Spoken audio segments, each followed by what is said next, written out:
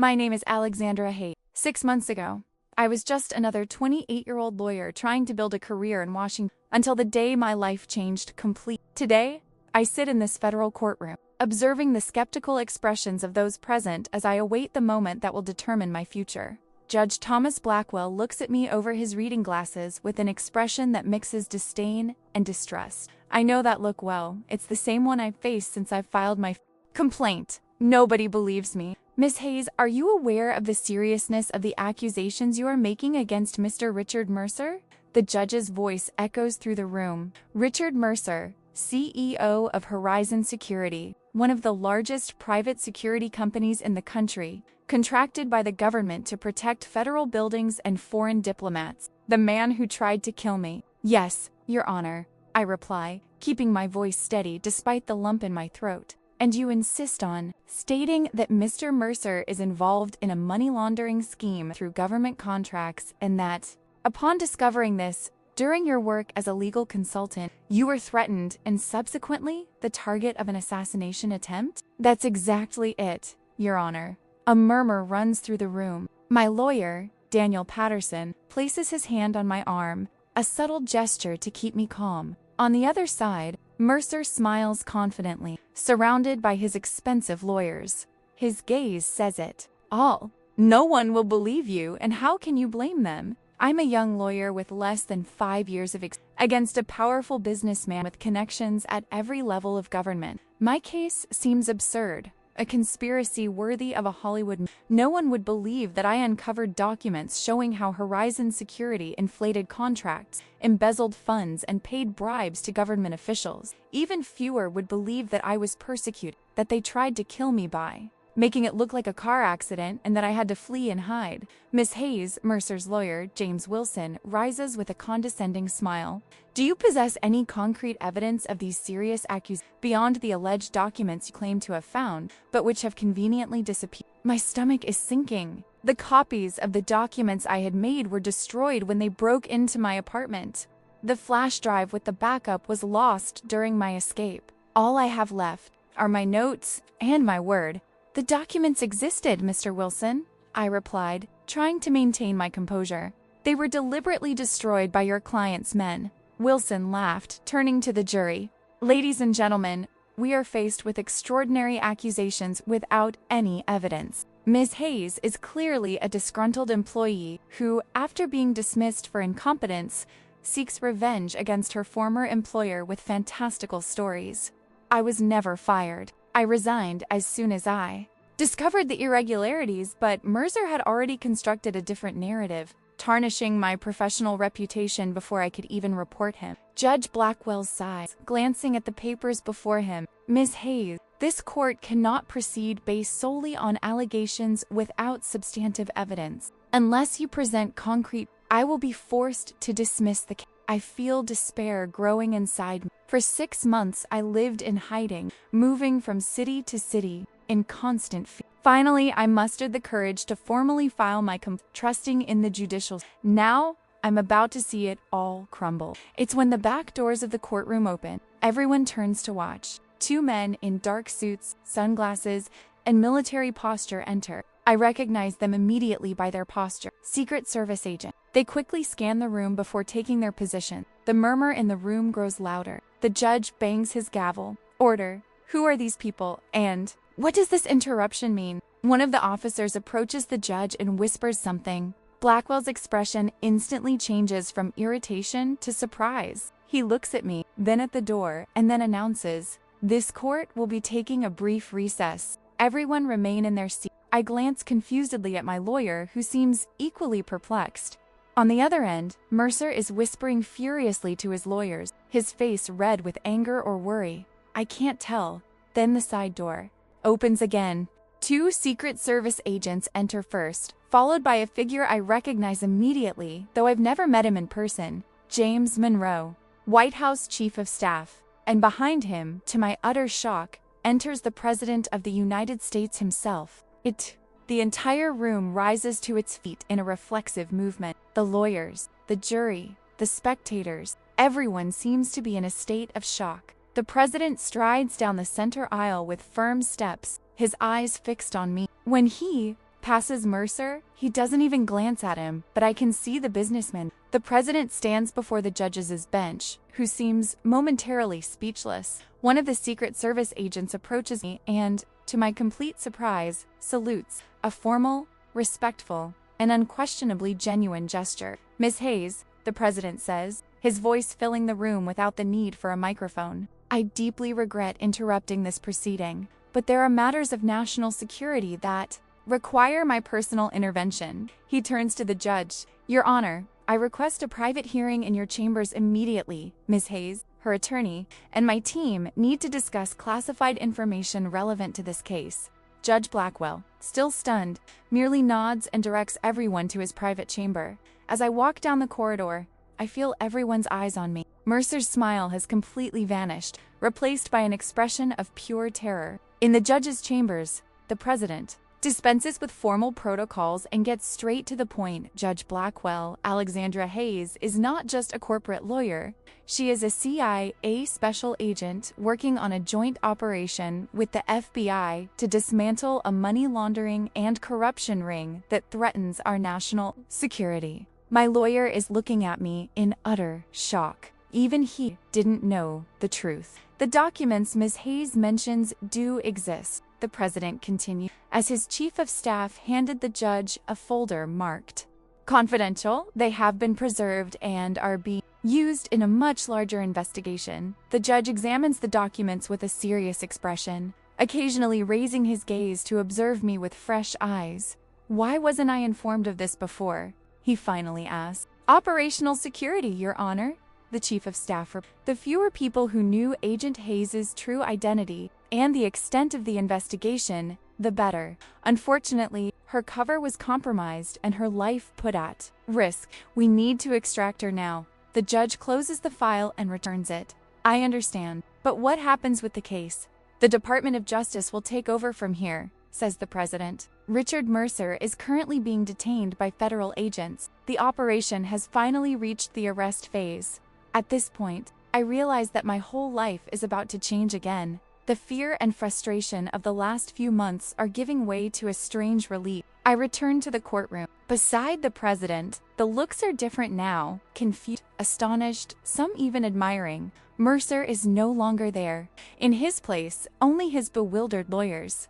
Judge Blackwell formally announces, "This court is adjourned. The case will be transferred to federal jurisdiction under national security legislation." This is the end of my life as Alexandra Hayes. As I leave, escorted by Secret Service agents, I know I'll have to disappear again, assume a new identity, leave everything behind. But this time, I'm not running away. I'm just continuing my work. Larger operation, a network of foreign agents infiltrated into strategic positions, using private security firms to access sensitive information and influence defense policy. When I first encountered the evidence, I couldn't follow protocol, copped documents I shouldn't have, investigated on my own, and ended up exposing myself. My supervisors lost contact with me when I had to flee, and for months they believed I had deserted or been killed. It was only when I managed to make contact through Choose, sir.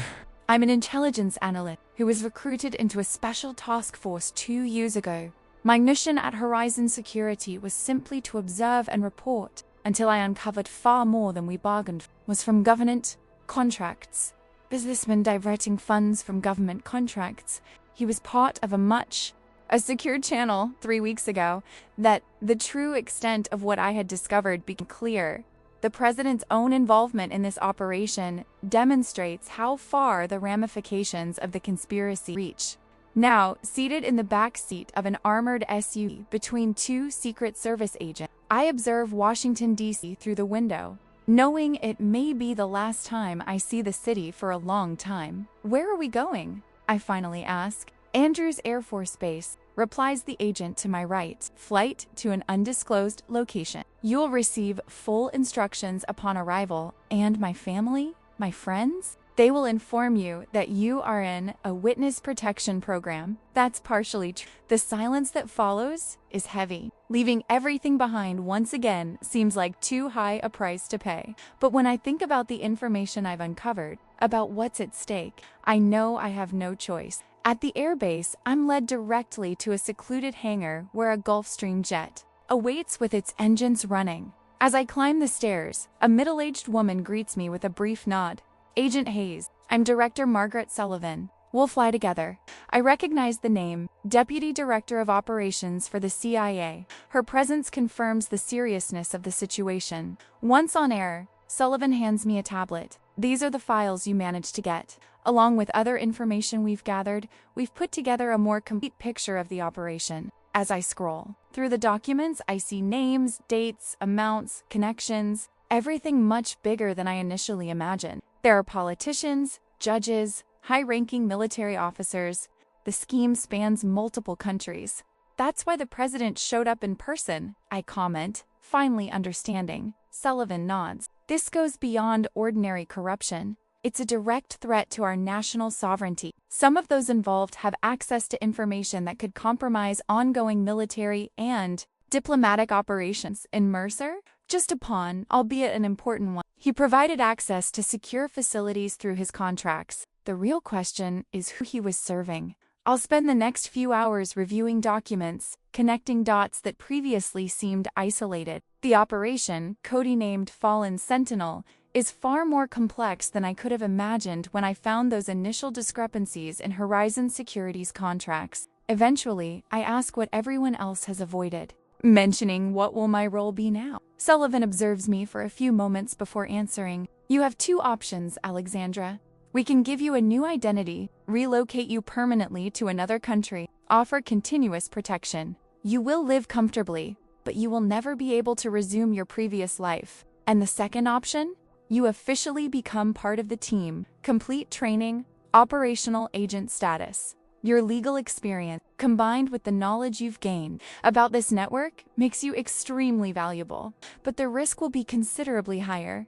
I don't need to think too much. After everything I've been through, after seeing how deep this conspiracy is, I can't imagine simply walking away and starting a new life as if nothing happened. I want to continue," I reply firmly. "I want to see this through to the end." Sullivan smiles slightly, the first sign of emotion he shows. "I was hoping you'd say that. We're landing soon. Your new life begins."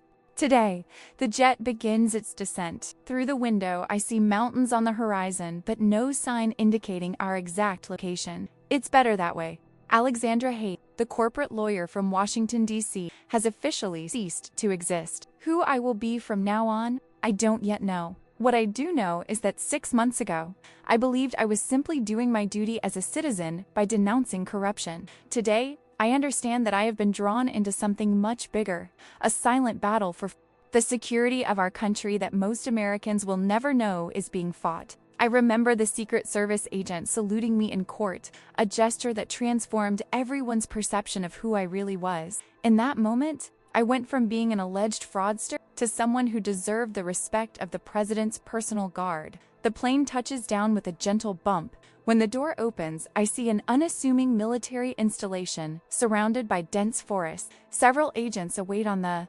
runway. "Welcome to Camp Peary," says Sullivan, referring to the famous CIA training facility, informally known as the Farm. I take a deep breath of the Virginia air. At least, now I know what state I'm in.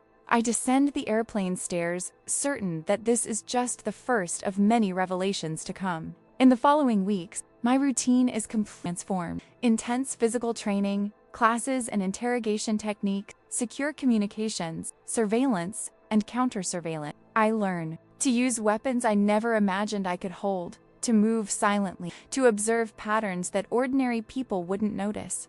Every night, I continue analyzing documents related to Operation Fallen Sentinel. Each new piece of information reveals additional layers of the conspiracy. What began as a money laundering scheme has turned out to be a large-scale foreign influence operation aimed at compromising our secure infrastructure from within. 3 months after my arrival at Camp Peary, I am called to a special meeting. In the conference room, I find Sullivan, 2 generals I recognize from the Pentagon, and the director of the FBI. The presence of such important figures immediately puts me on alert. Alexandra Sullivan begins.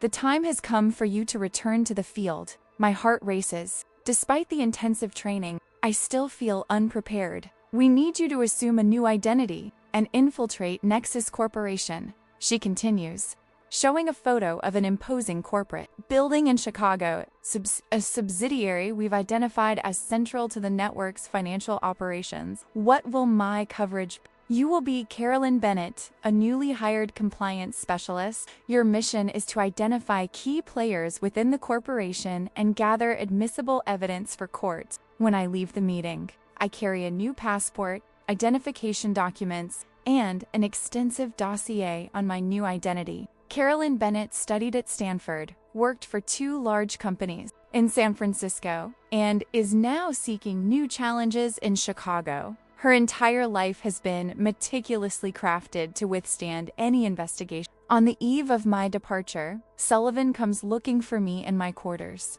Are you ready for this? He asks directly. Honestly, I don't know, I reply, but I know it needs to be done. She hands me a small device that looks like a regular USB drive. This contains an emergency communication channel. Use only in a life or death situation. Activating it will reveal your position and compromise your cover, but it will bring in the full force of the agency to extract you. I carefully guard the device. It's my last resort, my lifeline in the dangerous world I'm about to enter again. The next morning, I board a commercial flight to Chicago as Caroline Bennett. My apartment is already furnished and waiting. On Monday, I will start my new job. As the plane takes off, I think about the irony of this situation. 6 months ago, I was running away from people who wanted to silence me permanently. Now I'm voluntarily returning to the same world, just under a different name. The court thought I was a fraud until the president's staff came in and saluted. Nobody imagined who I really was then. Now, not even I am sure. Alexandra Hayes or Caroline Bennett? Lawyer or agent? Perhaps the truth is that I am both and neither at the same time. As the plane weaves through the clouds toward Chicago, I know only one thing for sure. This story is far from over. In fact, it has only just begun. Stepping onto Chicago's soil as Caroline Bennett, I take a deep breath and mentally adjust to my new identity. It's not just a name or document.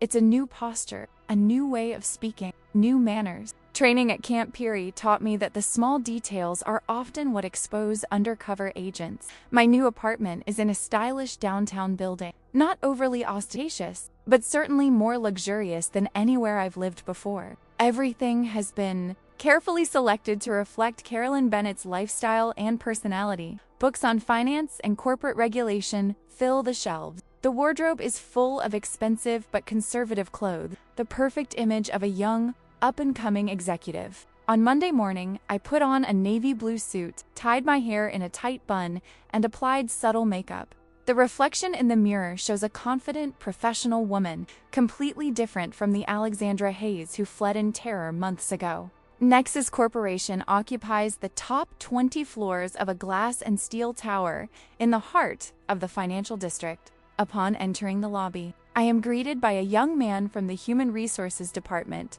who guides me through the onboarding process. Security badge, forms, company presentation, all perfectly normal and mundane. Your office is on the 32nd floor, along with the rest of the compliance team, he explains as we ascend in the elevator. You will report directly to Nathan Ellis, our Director of Compliance. Ellis, the name is in my file, former federal regulator who moved to the private sector 5 years ago. Suspected of being a high-level facilitator in the corruption network, but without conclusive evidence so far.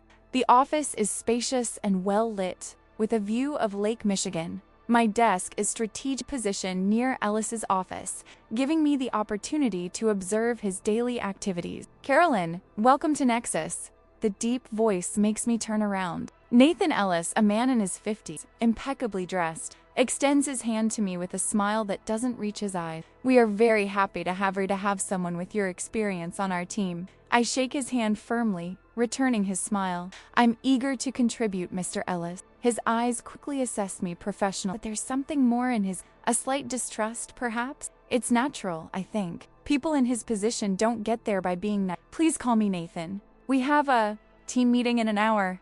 It will be a good opportunity for you to meet everyone. As he walks away, I realize that my first mission will be to gain his trust. Without that, I'll never get close to the information I need. The first few weeks pass in a blur of new routine. I learn the company's systems, study its corporate structure, observe the workflows. At night, in my apartment, I meticulously catalog every observation, every anomaly, no matter how small. The pattern slowly begins to emerge. Nexus Corporation appears, for the most part, to be a legitimate company, but there are inconsistencies. Contracts approved without due diligence, transfers to subsidiaries in jurisdictions with strict banking secrecy, meetings that don't appear on official agendas. Ellis frequently disappears for hours without explanation. Certain areas on the 35th floor are inaccessible even to high-ranking officials. Important documents are mysteriously removed from circulation. Gradually, I manage to get closer to Ellis, demonstrating exceptional competence and dedication. After 2 months, he begins to include me in more sensitive projects, testing my discretion and loyalty. "Carolyn, I need you to review this contract personally," he says one afternoon, handing me a sealed folder. "Don't share it with anyone on the team. There are peculiarities that require special attention. This is my first big opportunity." The contract involves a shell company in Singapore and includes clauses that clearly violate federal regulations. It's exactly the type of evidence I'm looking for. That night, I discreetly photographed each using a special device provided by the agent. The images are automatically encrypted and sent to a secure server. In the following week, I gained Ellis's trust more and more. He invited me to business dinners, introduced me to senior executives, and included me in strategic discussions. Each new contact was a potential connection in the network we were mapping. 4 months after my arrival at Nexus, I received an unexpected invitation. "Carolyn, we're hosting an executive retreat this weekend at our CEO's property in Lake Geneva," Ellis announces casually. "I'd love for you to join us." My pulse quickens. This is the kind of event where the real decisions are made, away from prying eyes and official recording. "It would be an honor," I reply, keeping my voice neutral despite the excitement. "Great. We will be discussing special opportunities with some international partners. Your perspective would be valuable." International partners. The euphemism barely disguises the true nature of the meeting. I inform my supervisors immediately, and a plan is drawn up to maximize intelligence gathering during the retreat. The CEO's property is a stunning lakeside mansion, secluded on several acres of private ground. Arriving on Friday afternoon, I am greeted by discreet staff who escort me to my room. The guest list is restricted, just 15 people, including 3 foreign visitors vaguely introduced as consultants. During the formal dinner that evening, I observe the dynamics, the unspoken hierarchy. The consultants are treated with special deference, particularly a middle-aged man identified only as Mr. Volkov. His subtly Slavic accent and military bearing make me suspect connections to foreign intelligence agencies. After dinner, the men retired to the library for cigars and brandy. Normally, this would be an exclusively male space, but Ellis insists on my presence. "Carolyn has been instrumental in some of our most innovative projects," he explains to the group. "In the library, with its doors closed and electronic devices prohibited, the true nature of the meeting is it's not just about inflated contracts or bribes. It's a coordinated operation of foreign influence aimed at compromising critical infrastructure and redirecting classified information. I maintain a neutral expression, absorbing every word, every name mentioned, every location discussed. The miniaturized microphone hidden in my brooch captures everything, transmitting in real time to a nearby monitoring team. It is when Volkov mentions the operation at the Pentagon that Ellis suddenly stops talking and looks directly at me. "Carolyn, darling, could you excuse us for a moment?" His tone is cordial, but his eyes are cold, calculating. A feeling of alarm runs down my spine. "Of course," I reply softly, standing up. "I'm going to get some fresh air in the hallway instead of leaving." I discreetly position myself near the half-open door, hoping to overhear more of the conversation. That's when I hear Volkov ask, "Are you sure about her?" Our contacts in Washington mentioned an undercover agent. My blood runs cold. Ellis replies something in a low voice that I can't make out. I silently back away, knowing I need to get out of there immediately. My cover might be compromised. In my room, I gather only the essential is in my bag. The emergency device Sullivan gave me burns in my pocket. Not yet, I think. I need more information, more evidence. I silently descended the back stairs, planning to use one of the parked cars to escape. It's when I saw two men in suits blocking the exit. They weren't employees of the establishment. Judging by their posture, I recognized them as trained security guards. I quickly turned back, looking for another escape route. The side garden offers enough cover to reach the lake, where several boats are moored. I'm almost reaching the dock when I hear voices behind me. Crouching among bushes, I see Ellis and Volkov talking to a third man whom I immediately recognize. One of the agents who tried to kill me months ago in Washington. Find her, Ellis orders.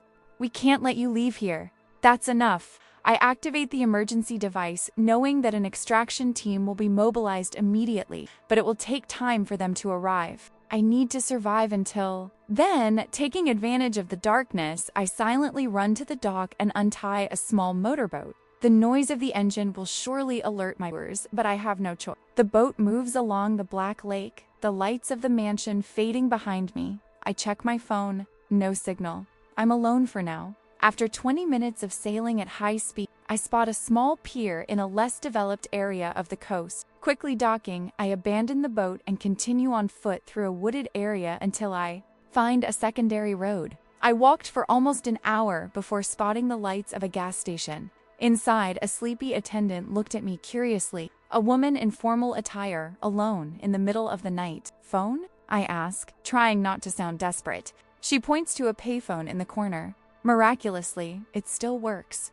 I dial the emergency number I memorized during my training. Code Icarus, I say when a voice answers.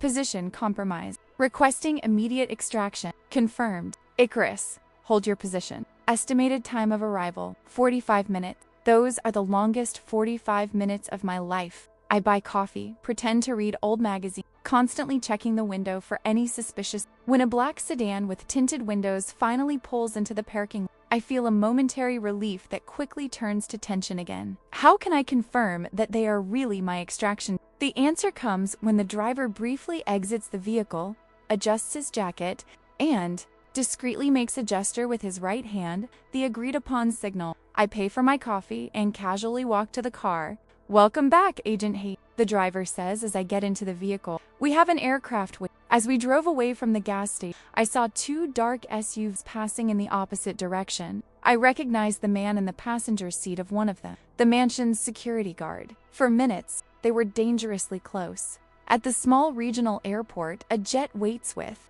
its engines running. As I board, I find Sullivan already on board. You did it, she says, genuinely relieved. We have a team going onto the property now, based on the information you provided. Your work was exceptional.